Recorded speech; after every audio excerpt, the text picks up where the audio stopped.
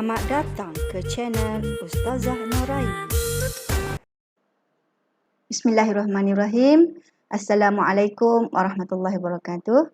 Bersama saya sekali lagi, Ustazah Noraini dalam pendidikan Islam untuk tingkatan 4 bidang fiqh.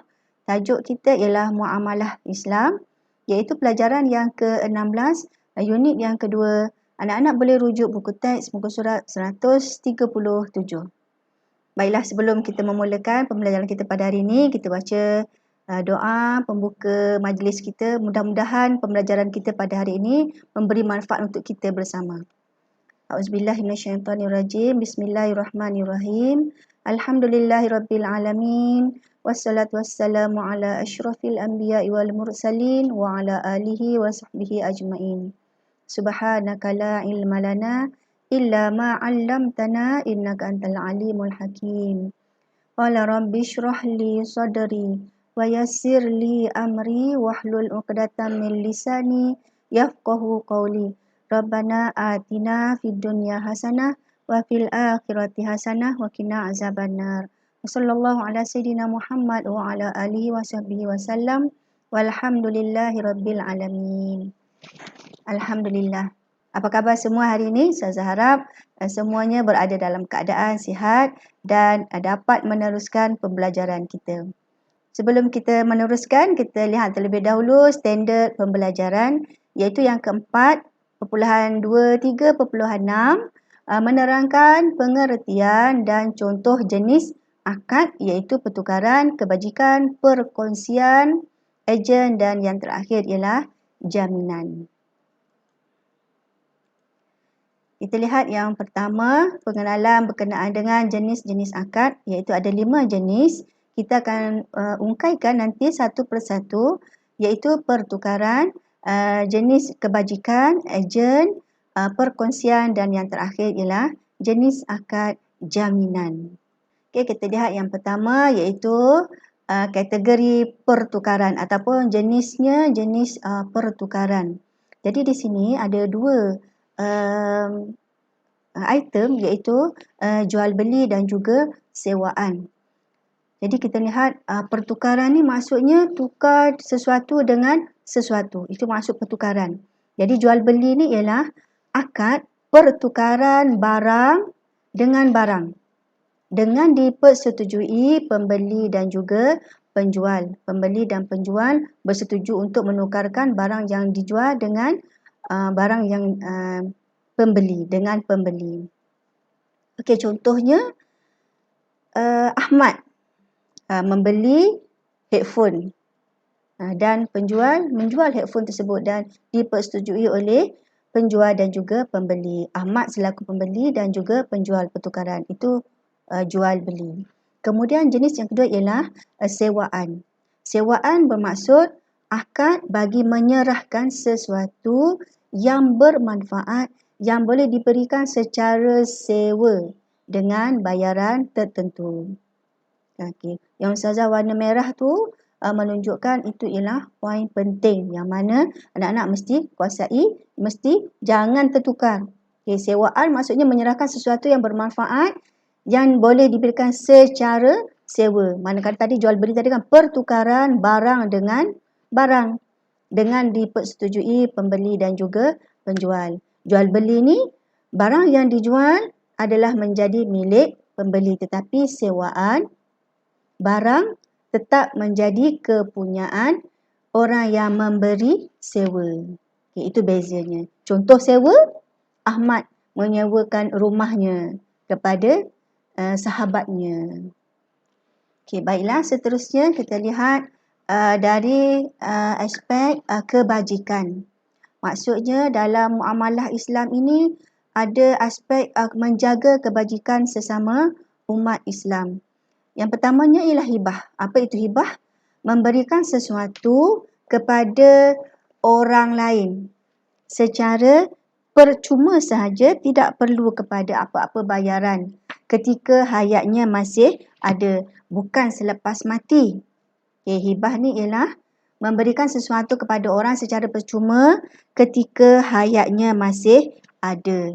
Okey, cuba kita lihat yang kedua, iaitu Kordu ataupun korod. Kordu ialah memberikan hutang wang kepada orang tanpa sebarang imbuhan. Maksudnya tanpa sebarang faedah. Contohnya, beri pinjam RM100 untuk kegunaan peribadi dan membayar balik pun sebanyak RM100. Tidak ada pertambahan ataupun imbuhan yang lain. Perlu membayar dengan jumlah yang sama. Itu kordu. Kemudian yang ketiga, iaitu wakaf. Wakaf bermaksud mewakafkan harta yang dapat diambil manfaatnya serta kekal fizikalnya untuk penggunaan yang baik dengan tujuan untuk keredaan daripada Allah. Mewakafkan harta. Contohnya, mewakafkan tanah untuk membina masjid. Itu wakaf. Tidak mengambil apa-apa bayaran. Bagi saja. Dan harta tersebut dapat diambil manfaatnya oleh orang lain. Kemudian kita lihat yang keempat iaitu wadi'ah.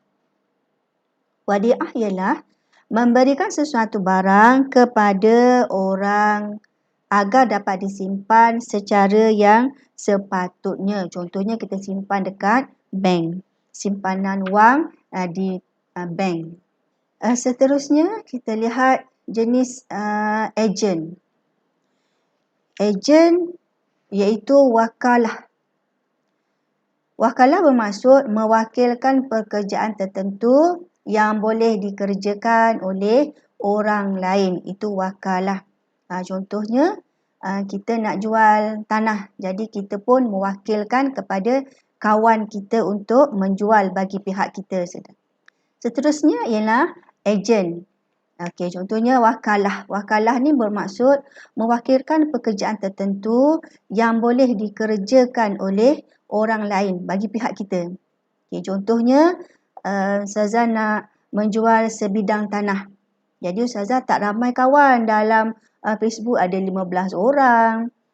Dalam followers IG ada 13 orang. Jadi kawan Ustazah tak ramai. Jadi Ustazah mewakilkan kepada kawan Ustazah yang lain untuk menjual tanah tersebut bagi pihak Ustazah. Dan kami berjanji keuntungan masing-masing setelah tanah tersebut berjaya dijual.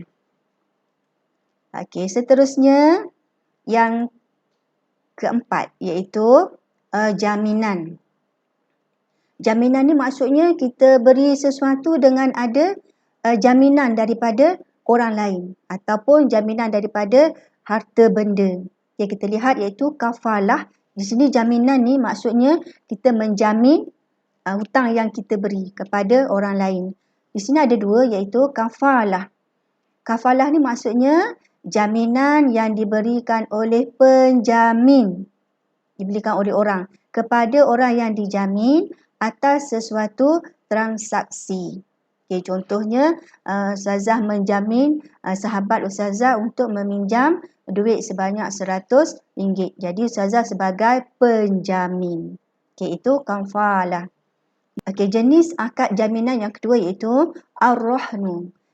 Ar-rahnu bermaksud menggadaikan sesuatu barang sebagai jaminan terhadap hutang. Contohnya, Ustazah menggadaikan seutas rantai emas kepada kawan Ustazah untuk mendapatkan sejumlah wang pinjaman. Jadi jika sekiranya Ustazah tidak dapat membayar balik pinjaman tersebut, akan menjadi jaminan terhadap hutang tersebut. Kemudian yang seterusnya iaitu perkongsian. Perkongsian ni maksudnya kita berkongsi.